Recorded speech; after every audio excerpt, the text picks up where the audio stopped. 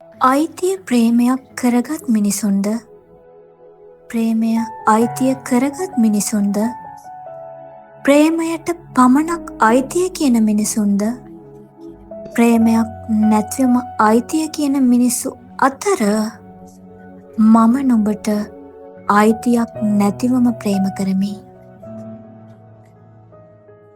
ඉතින් ඔයාට කොච්චර බැන්නත් කොච්චර වෙනස්කම් කරත් මොන දෙයක් කිව්වත් මොන අඩුපාඩුවක් වුණත් ඔයාව දාලා යන්නේ නැහැ නේද?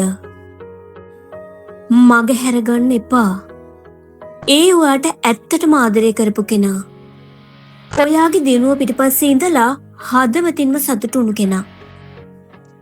ඒත් එහෙම කෙනෙක්ව රැකගන්න හැමෝටම බෑ. ඒ වගේම තමා ඒ වගේ කෙනෙක් හැමදේම ඉවසන් ඉඳලා නවත්තන දවසක් ආවහම හැමදේම අතාරිනවා. කිසිම කෙනෙක්ට වෙනස් කරන්න බැරි වෙන්න. ඒ වගේ ආදරණීය මිනිස්සෙගේ හැඟීම් විනාශ කරන්න එපා. හරි පව්.